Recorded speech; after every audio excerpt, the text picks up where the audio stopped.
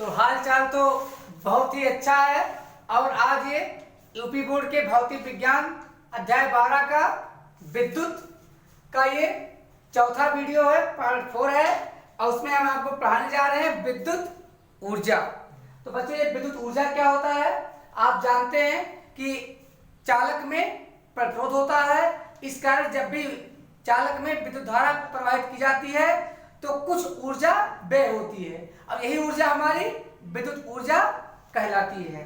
तो आओ बच्चों, हेडिंग लगाते हैं।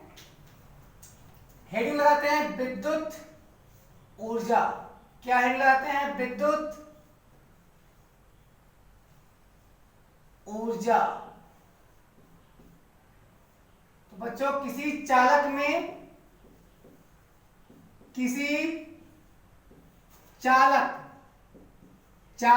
ड्राइवर नहीं, यहां पे कंडक्टर होगा। तार में प्रवाहित आवेश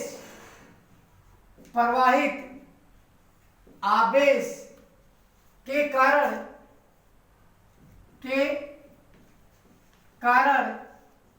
व्यय विद्युत ऊर्जा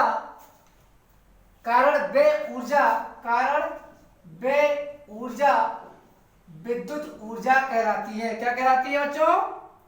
विद्युत ऊर्जा।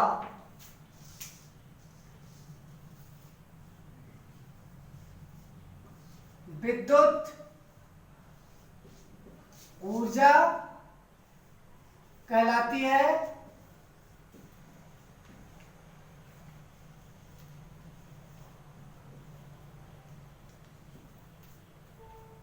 तो बच्चों, यहां पे हम अब आपको बताएंगे इलेक्ट्रॉन वोल्ट क्या होता है। यह भी एक प्रकार की ऊर्जा है। तो बच्चों, यदि तो बच्चों पहले हेडिंग लगा लें इलेक्ट्रॉन वोल्ट। क्या लगा लें? Heading electron volt. हेडिंग लगाते हैं इलेक्ट्रॉन वोल्ट।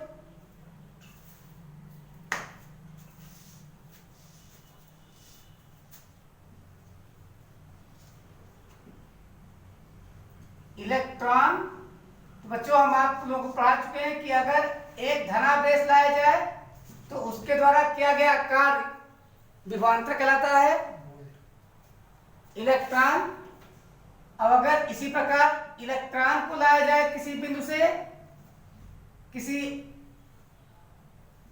इलेक्ट्रॉन वोल्ट, बच्चों इसका संकेत EV होता है।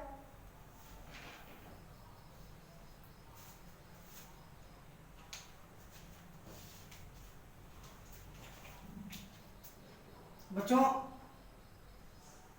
अनंत से किसी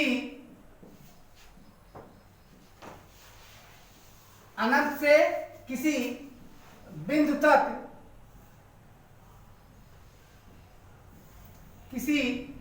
तक एक इलेक्ट्रॉन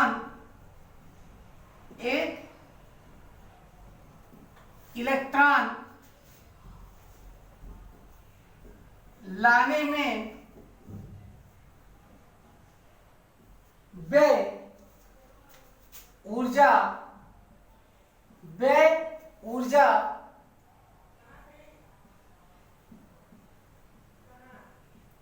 इलेक्ट्रॉन वोल्ट कहलाता है। इलेक्ट्रॉन वोल्ट कहलाता है। अर्थात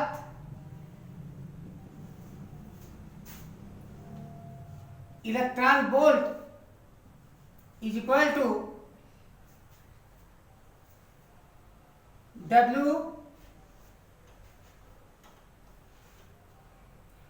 1.6 इंटू 10⁻⁻19 जूल। तो बच्चों, यह वर्क का, कार्य का अथवा ऊर्जा का सबसे बहुत ही छोटा मात्रक है इलेक्ट्रॉन वोल्ट। इलेक्ट्रॉन वोल्ट बहुत ही छोटा मात्रक है, हम इसका प्रयोग आगे करेंगे। आगे हेडिंग लगाते हैं बच्चों, अब समझाते हैं आपको। बच्चों, विज्ञान की भाषा में किसी वस्तु के द्वारा किया गया कुल कार्य उसके द्वारा खर्च किए गए कुल ऊर्जा के बराबर होता है, अर्थात वह विद्युत ऊर्जा किए गए कार्य के बराबर होती है। अब आइए हम विद्युत ऊर्जा को अलग अलग पदों में निकालना सीखते हैं। तो बच्चों, सर्वप्रथम हमने देखा पोटेंशियल के लिए B बराबर W/Q, जहां B क्या है हमारा विद्युत विभवांतर है, W किया गया कार्य और Q आवेश। बच्चों, अगर हम W को क्या मान लें, किया गया कार्य या किया गया कार्य, W हमने बताया अभी आपको कि जितना कार्य होगा उतना ही विद्युत ऊर्जा व्यय होगी। तो बच्चों, किया गया कार्य W बराबर व्यय विद्युत ऊर्जा, व्यय विद्युत ऊर्जा इक्वल्स W इक्वल क्या आएगा बच्चों, B इंटू Q। अब बच्चों, सवाल ये उठता है कि अगर T समय तक के लिए, अगर T सेकंड के लिए हमें व्यय विद्युत ऊर्जा निकालनी हो तो क्या होगा। ये तो 1 सेकंड के लिए अगर T सेकंड लगाएंगे तो हो जाएगा BQT, BQT। अब बच्चों, अगर हम देखें कि इसे हम निकाल लें विभवांतर और आवेश के पदों में, विभवांतर और आवेश के पद में आया है, आवेश Q है और T समय के लिए T से मल्टीप्लाई कर देते हैं। तो बच्चों, क्या आ गया हमारा W, पहला मिला W इक्वल QT। बच्चों, हम जानते हैं I इक्वल क्या होता है, Q बाई T, या IT बराबर Q, IT बराबर T बराबर Q अपॉन I आता है।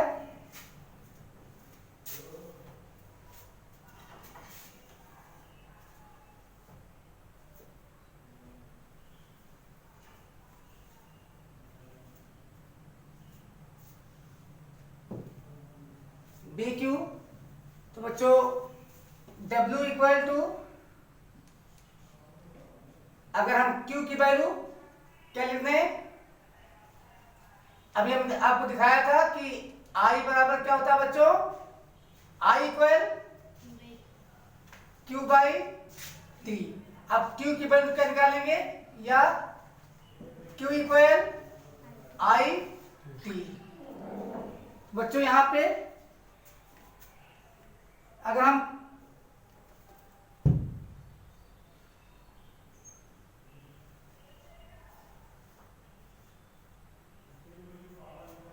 BQ और अगर हम यहाँ पे रखें W इक्वल टू, अब यहाँ पे हम कर देंगे वैल्यू, Q की वैल्यू क्या रखेंगे, B की वैल्यू B रखेंगे और Q की वैल्यू I इंटू T रखेंगे। तो आगे W इक्वल BIT, और अब की बार हम ओम के नियम से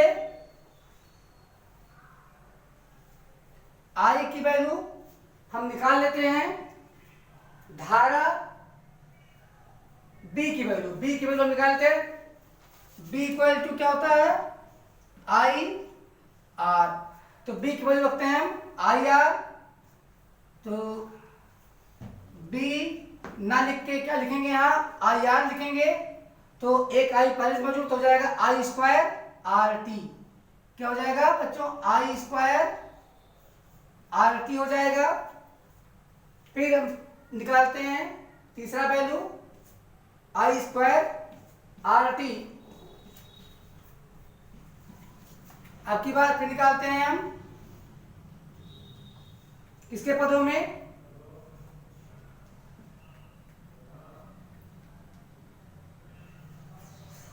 W is equal to R की वैल्यू जरा बोलिए क्या होगा, नहीं I की वैल्यू, B के पदों में तो I is equal to B by R, I is equal to B by R, तो यहां पर आता है B स्क्वायर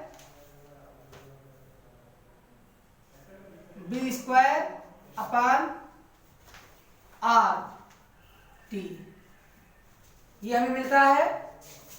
अब आगे पढ़ लेते हैं बच्चों, यही हमारे तीनों सूत्र काम आएंगे वेग विद्युत ऊर्जा ज्ञात करने में, और साथ ही साथ हम ऊष्मा का मान भी आगे पढ़ेंगे कि क्या होता है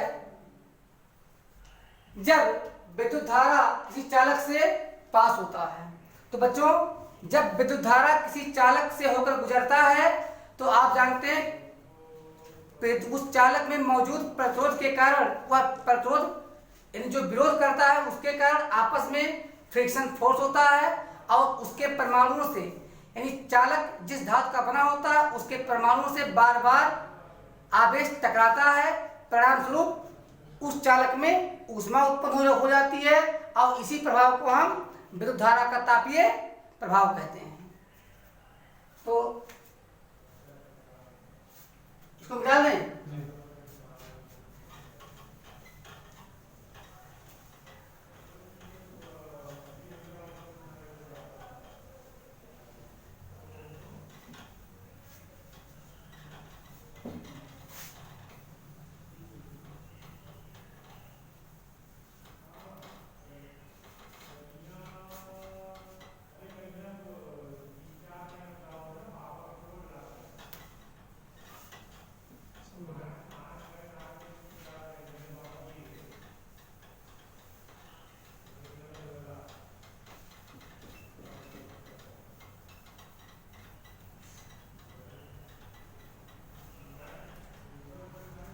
तो हम हेडिंग लगाते हैं विद्युत धारा का तापीय प्रभाव। क्या लगाते हैं हेडिंग?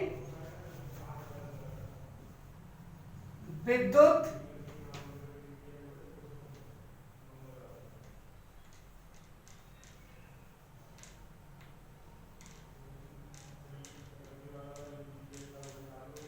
विद्युत धारा का तापीय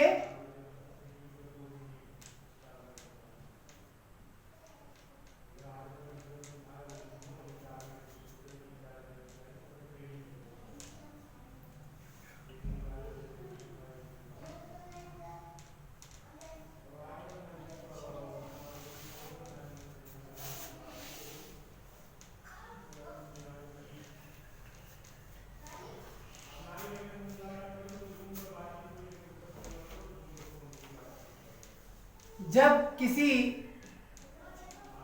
चालक में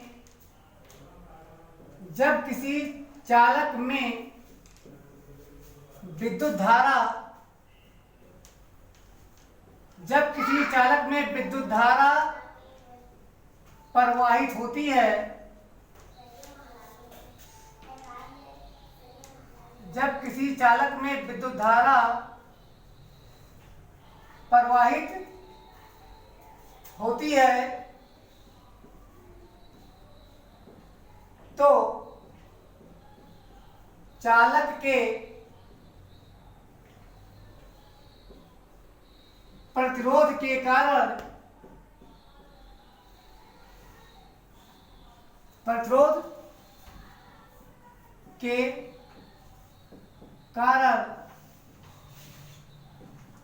चालक तार का तापमान बढ़ जाता है,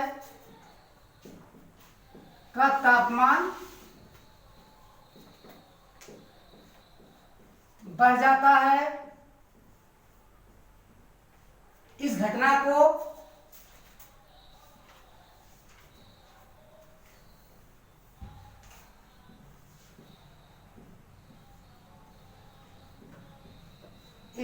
को विद्युत धारा का ऊष्मीय प्रभाव या तापीय प्रभाव कहते हैं। इस घटना को विद्युत धारा का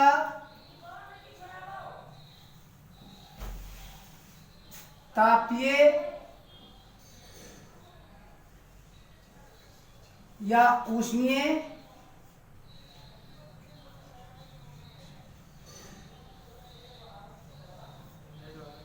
प्रभाव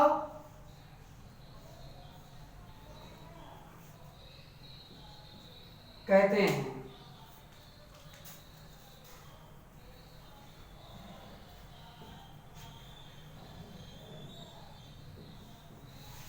बच्चों, ये समझ में आ गया होगा कि जब किसी चालक में विद्युत धारा प्रवाहित की जाती है तो चालक के प्रतिरोध के कारण चालक का तापमान बढ़ जाता है, और इस घटना को हम विद्युत धारा का तापीय प्रभाव या विद्युत धारा का ऊष्मीय प्रभाव कहते हैं। तो अब बच्चों, अब आते हैं हम लोग, अब पढ़ लेते हैं, अगर ऊष्मा बढ़ेगी तो चालक में कितना गर्म हुआ उस ऊष्मा का मापन कैसे करेंगे। तो हम हेडिंग लगाते हैं, चालक में उत्पन्न ऊष्मा का मापन, यानी विद्युत धारा के तापीय प्रभाव के कारण उत्पन्न ऊष्मा का मापन। हम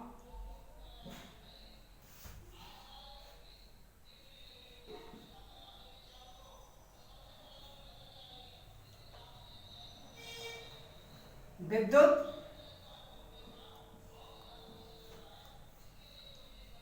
धारा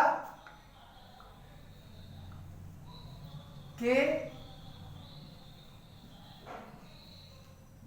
तापीय प्रभाव से चालक तार में उत्पन्न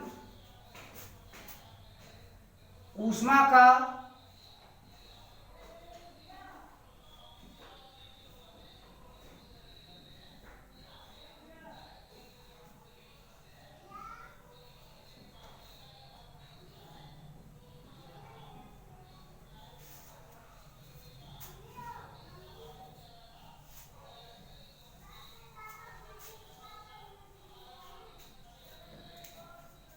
बच्चों, हम जानते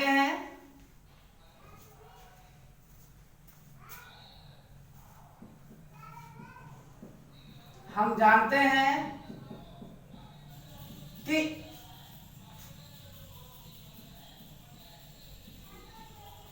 ऊष्मा का मात्रक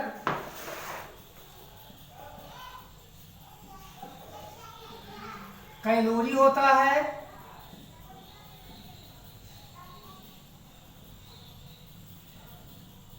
तथा एक जूल में कितने कैलोरी होते हैं। एक जूल में कितने कैलोरी, 4.2। एक तथा 1 जूल बराबर 1/4.2 कैलोरी होता है। तो बच्चों, इस प्रकार अब हम अलग अलग प्रश्नों को हल करते समय विद्युत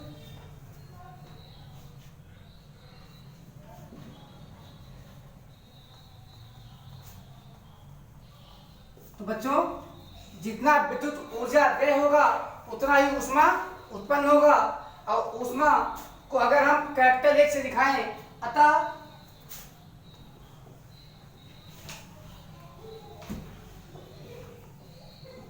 यदि हम उत्पन्न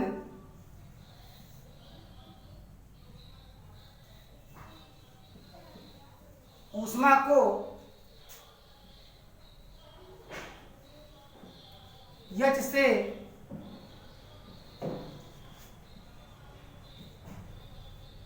प्रदर्शित करें व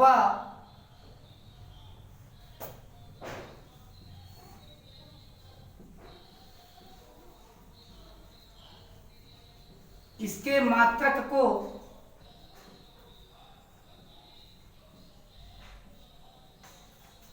जूल व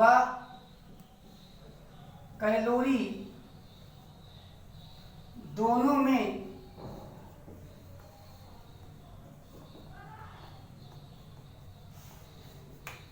लिखें तो हमें क्या मिलता है? H बराबर बी आई टी, क्या है ये? जूल है। क्या है? जूल। अब अगर हम इसे चाहे लिखना किस पदों में? कैलोरी के पदों में, तो हम लिख सकते हैं या H बराबर B I T upon 4.2 calorie.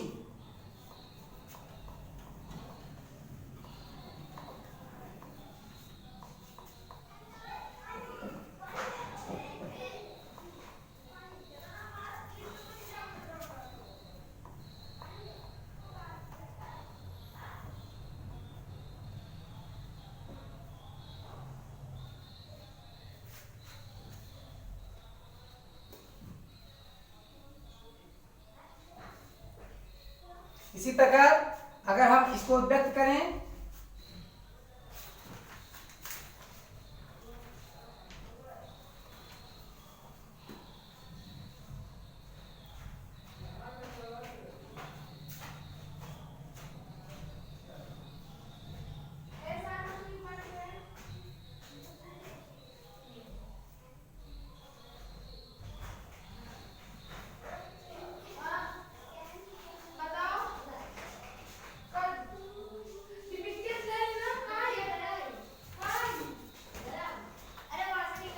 ये किसमें होगा हमारा? ये जूल में होगा।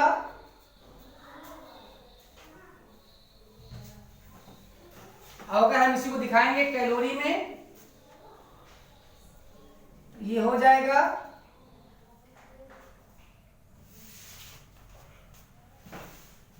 आई स्क्वायर आर टी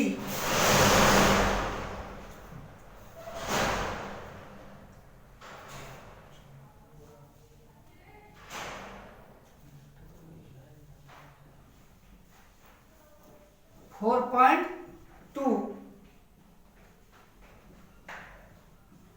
कैलोरी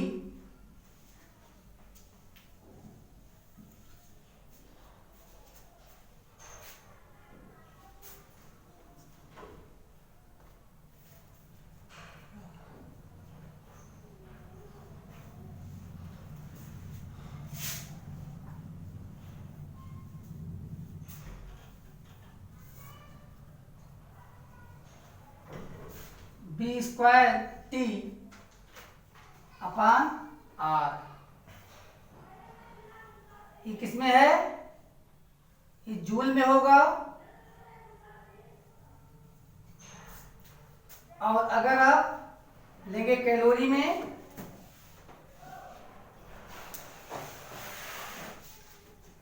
तो यहाँ आई की वैल्यू क्या होता है? आई बराबर होता है बी अपान आर, तो B square upon R square, B square by T, B square by R T joule. अब अगर हम लिखेंगे इसको कैलोरी में, तो कर देंगे B square T upon 4.2 R calorie. Calorie बच्चों यहाँ पे मैं बता दूं, इसके बाद में हम हेड लगाएंगे इलेक्ट्रिक बल्ब। लेकिन उसके पहले हम आपको यहाँ बता देना चाहते हैं कि इलेक्ट्रिक पावर क्या होता है, विद्युत क्षमता या विद्युत सामर्थ्य क्या होता है। इसके पहले तो ये निकाल लें। आप जानते हैं कि क्षमता या पावर, शक्ति, सामर्थ्य, ये होता है हमारे कार्य करने की दर क्या है, हमारे कार्य करने की दर क्या है। अभी हमने आपको बताया कि विज्ञान में किया गया कार्य वे ऊर्जा के बराबर होता है, वे ऊर्जा के बराबर होता है। और हेडिंग लगाएंगे विद्युत सामर्थ्य। क्या लगाएंगे हेडिंग? विद्युत सामर्थ्य या विद्युत शक्ति, इलेक्ट्रिक पावर, इलेक्ट्रिक पावर।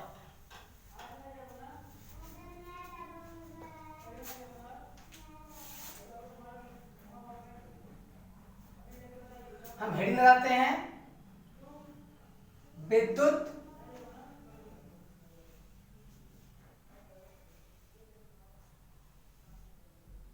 सामर्थ्य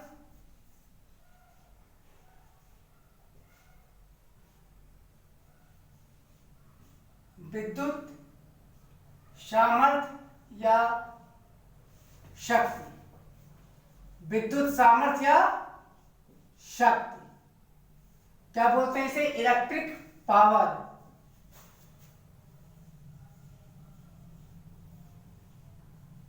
इलेक्ट्रिक पावर क्या लिखेंगे?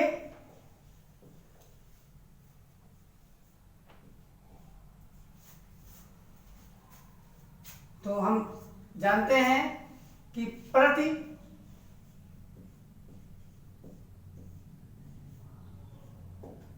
एकांक समय में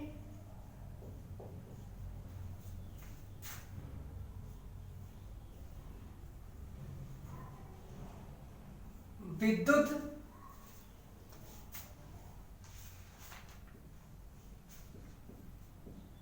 धारा द्वारा किया गया कार्य, किया गया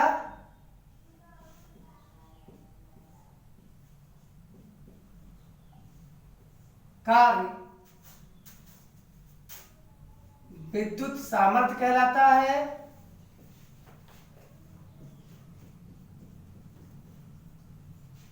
विद्युत सामर्थ्य या शक्ति कहलाता है।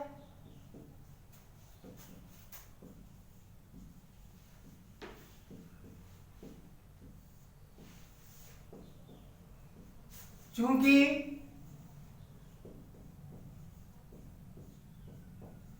किया गया कार्य, चूंकि किया गया कार्य व्यय विद्युत व्यय विद्युत ऊर्जा के बराबर होता है,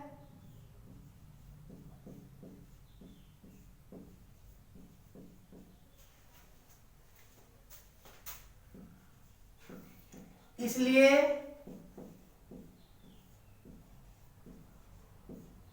हम कह सकते हैं, क्या कह सकते हैं? हम कह सकते हैं कि किसी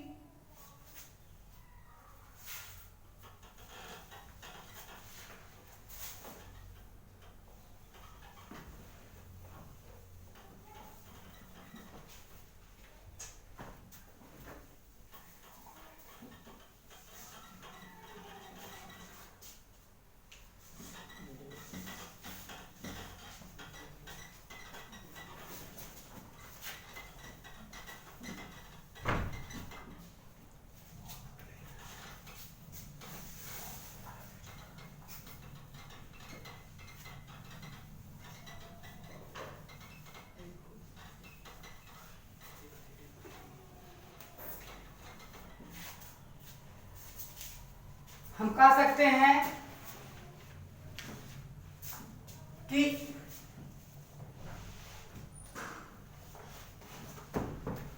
शक्ति या सामर्थ्य बराबर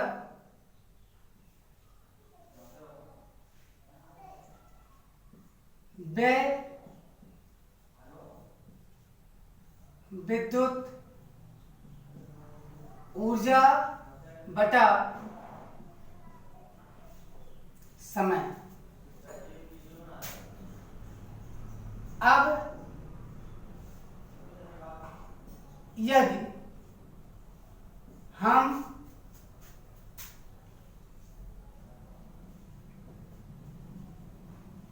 सामर्थ्य को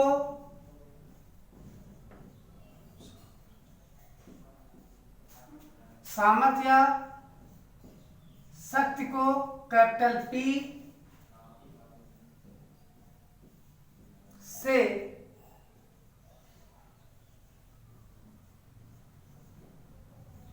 दिखाएं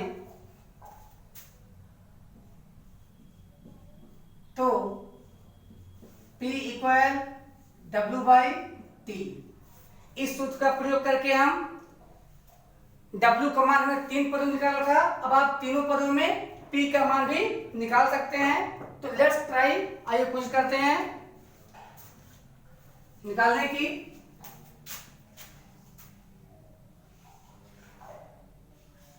P इक्वल B I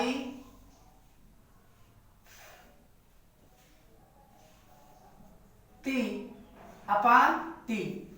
तो क्योंकि अपान टाइम है तो यहाँ पे अगर हम टाइम टाइम कैंसिल कर दें तो हाँ हमारे पास क्या बचता है, या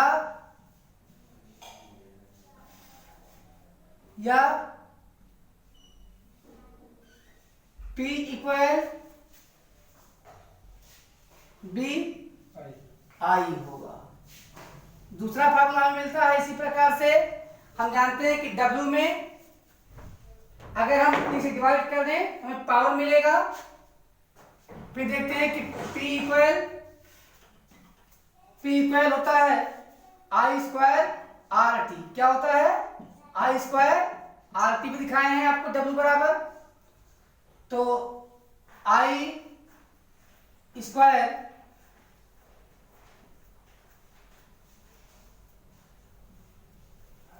RT अपान T कर देंगे तो TT कैंसिल हो जाएगा। हमें क्या मिलेगा? P equal I square R मिलेगा। फिर बच्चों हम एक और पद निकाले थे B स्क्वायर T अपान R। B स्क्वायर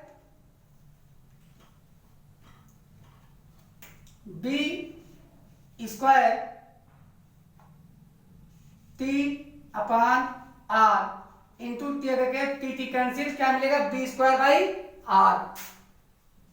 तो P इक्वल टू मिलेगा B स्क्वायर बाई R। तो ये हमें 3 फार्मूले मिल चुके हैं किसी इलेक्ट्रिक उपकरण का पावर ज्ञात करने के लिए कि उसकी क्षमता कितनी है। इस सूत्र से हम बड़ी आसानी से निकाल लेंगे। अब आते हैं विद्युत ऊर्जा का कमर्शियल व्यवहारिक मात्रक।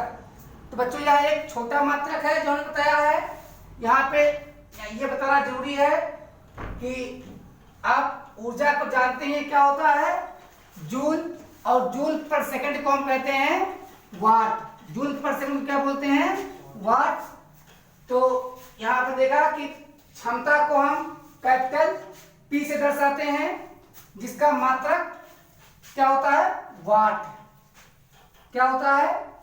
वाट। क्या मैं बता दूं, P से दिखाए तो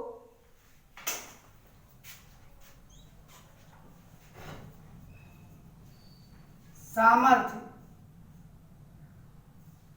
या शक्ति का मात्रक वाट होता है। क्या होता है? वाट होता है, यानी जूल प्रति सेकंड को हम क्या कहते हैं? वाट कहते हैं। क्या बोलते हैं? वाट बोलते हैं। अब आप जा रहे हैं विद्युत ऊर्जा के वाणिज्यिक या कमर्शियल मात्रक।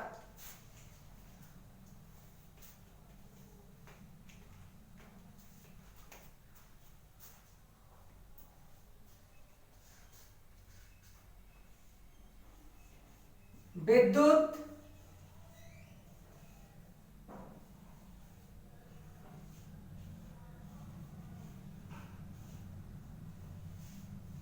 ऊर्जा का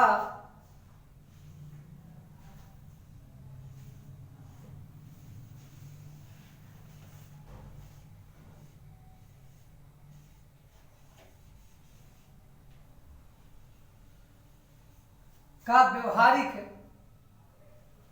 मात्रक।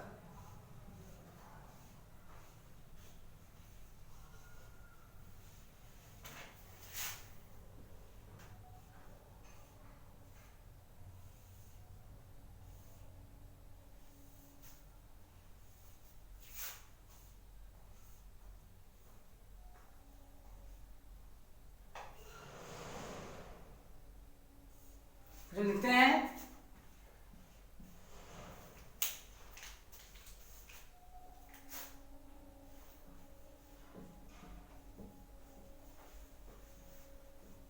विद्युत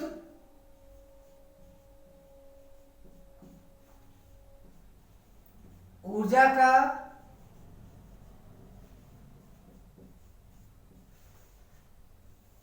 व्यवहारिक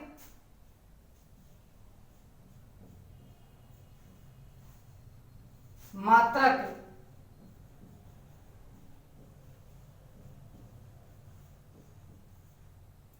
किलोवाट घंटा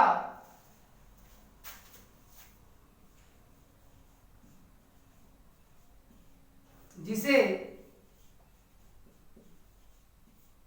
आम बोलचाल में यूनिट कहते हैं। जिसे आम बोलचाल में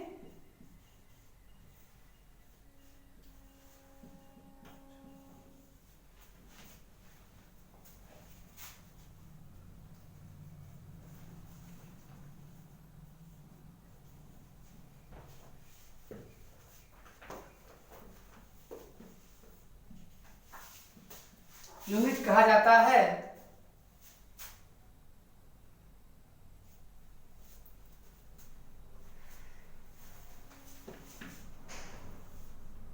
अब 1 किलोवाट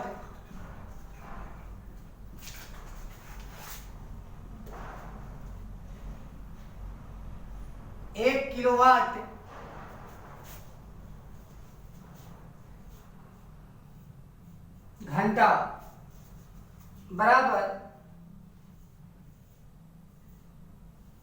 1000 गुणे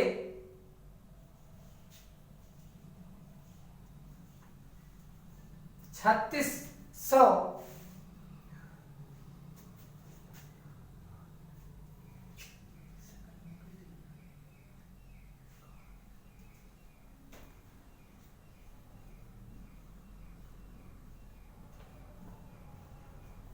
वाट सेकेंड। वाट सेकेंड या तो बच्चों आप समझ चुके हैं कि हमें जब भी निकालना होगा कंज्यूम्ड इलेक्ट्रिकल एनर्जी व विद्युत ऊर्जा, तो हम क्या करेंगे? वाट बटे यानी अर्थात वे विद्युत ऊर्जा किलोवाट घंटा में व्यय विद्युत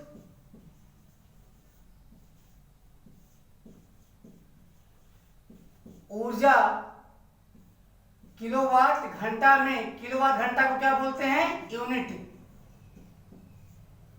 किलोवाट घंटा में वाट गुणे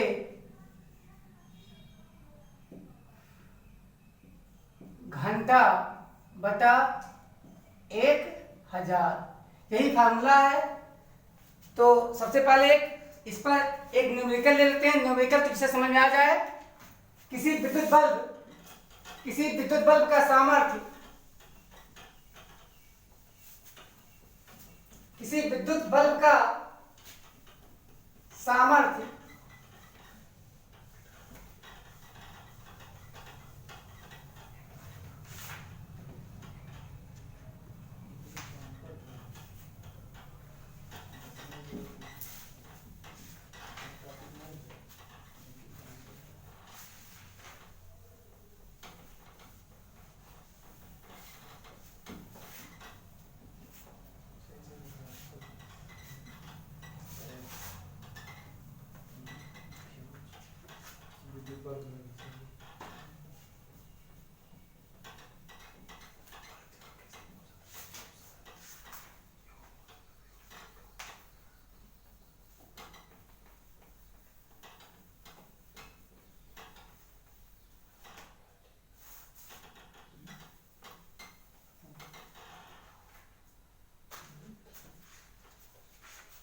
तो अगर बच्चों किसी विद्युत बल्ब का सामर्थ्य, एक विद्युत बल्ब है जिसका सामर्थ्य है 100 वाट, 100 वाट, इसे प्रतिदिन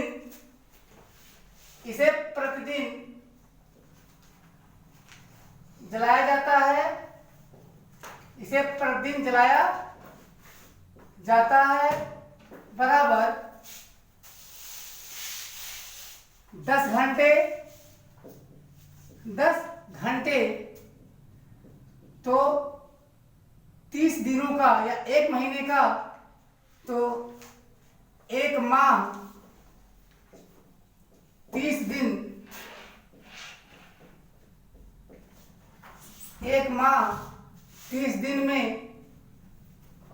व्यय विद्युत ऊर्जा ज्ञात करो। व्यय विद्युत ऊर्जा ज्ञात करो। बच्चों यहां पर सामर्थ्य P कितना है? 100 वाट। समय बराबर 10 घंटे 1 दिन में, 10 दिन 10 घंटे 1 दिन में, तो 1 महीने में 30 से गुणा कर दीजिए, आ जाएगा 300 घंटे, 300 घंटे। अब व्यय विद्युत ऊर्जा, व्यय विद्युत ऊर्जा बराबर P इंटू 1000, P इंटू समय घंटे में, समय घंटे में बटा 1000, इसी को हम क्या कहेंगे? किलोवाट घंटा, किलोवाट घंटा या यूनिट। जो बिल आपका आता है यही यूनिट आता है। तो P हमारा कितना हो गया? 100 वाट। 100 गुणे समय किस में आया? कितना आया? 300 बटा 1000। इस प्रकार से क्या आ गया हमारा? 10 किलो वाट घंटा अर्थात यूनिट। अब आप अपने घरों का बिजली का बिल बिल्कुल जोड़ लीजिए कि बिजली का बिल सही आता है या गलत आता है। तो बच्चों ये हमारा चैप्टर यहाँ पूरा हुआ, लेकिन अभी हम आपको कुछ अनुप्रयोग बता देते हैं, कुछ वैद्युत यंत्रों जो हीटिंग इफेक्ट, जो विद्युत धारा के तापीय प्रभाव पर काम करते हैं, कुछ चर्चा उनकी कर लेते हैं। तो बच्चों सबसे पहले हम चर्चा कर लेते हैं जिससे यहाँ पे उजाला है और वह विद्युत बल्ब। तो बच्चों विद्युत बल्ब सभी लोगों ने देखा है, लेकिन उसकी कंपैरिजन आप लोग CFL या एलईडी से ना कीजिएगा। हम आपको बता रहे हैं जो पीला बल्ब जलता है 100 वाट, 200 वाट, 50 वाट, 60 वाट, इनकी बात मैं कर रहा हूं। तो बच्चों यहाँ क्या होता है, यहाँ एक कांच की गोल बंद खोखला यानी एक खोखला पारदर्शी कांच का बर्तन बनाया जाता है, जिसके अंदर दो मेटल जो धातुओं की पतली तार में एक बहुत महीन पतला तंतु दिखता है आपको, वो आपको टंगस्टन नामक पदार्थ का बना होता है। और टंगस्टन की ये विशेषता होती है कि टंगस्टन का गलनांक बहुत उच्च गलनांक होता है, लगभग 2400 डिग्री सेल्सियस से भी ज्यादा होता है। अंडरस्टैंड? तो जब हम उसमें विद्युत धारा प्रवाहित करते हैं, लेकिन अभी टंगस्टन की एक ही विशेषता आपने सुना, क्या सुना? कि उसका गलनांक बहुत उच्च होता है। दूसरा भी सुन लो इनकी बुराई, इनका प्रतिरोध भी बहुत उच्च होता है। मतलब ये अपने अंदर से धारा को आसानी से जाने नहीं देते। अब समझ सकते हो, जितने ही ज्यादा विरोध करेंगे उतने ही ज्यादा विद्युत धारा पास होने के कारण ऊष्मा निकलेगी, उतने ही ज्यादा गर्म होगा। तो बच्चों विद्युत धारा के पास होने से यह फिलामेंट जो टंगस्टन का बना होता है बहुत गर्म हो जाता है, लेकिन जिस तरह से चमकता हुआ दिखाई देता है, ऐसे में क्या होगा, अगर बल्ब के अंदर कोई गैस रहेगी तो वह ऑक्सीडेशन अर्थात अगर उसमें ऑक्सीजन होगा तो वह टंगस्टन से ऑक्सीडेशन कर लेगा, ऑक्सीडेशन करके बल्ब फ्यूज हो जाएगा, बल्ब फ्यूज हो जाएगा। इसीलिए जो बहुत कम ताप पर जलते हैं, जो बहुत कम पावर खींचते हैं, उनमें तो निर्वात केवल वैक्यूम कर दिया जाता है, लेकिन जो उच्च ताप प्रदर्शित करते हैं उनमें हमेशा आपके इनर्ट गैस, चाहे हीलियम या नियॉन या आर्गन गैस भर जाती है, जिससे अंदर कोई रिएक्शन ना करे। लेकिन बच्चों अगर बल्ब को लगभग 2100 डिग्री सेल्सियस से ज्यादा गर्म कर दिया जाए तो कुछ ऑक्सीडेशन देखने को मिलता है। दूसरा हम आपको बताते हैं विद्युत ऊष्मक या इलेक्ट्रिक हीटर। तो यह इलेक्ट्रिक हीटर क्या होता है, यह भी इसी सिद्धांत पर काम करता है, लेकिन यह इनके तार प्रायः नाइक्रोम के बने होते हैं। और नाइक्रोम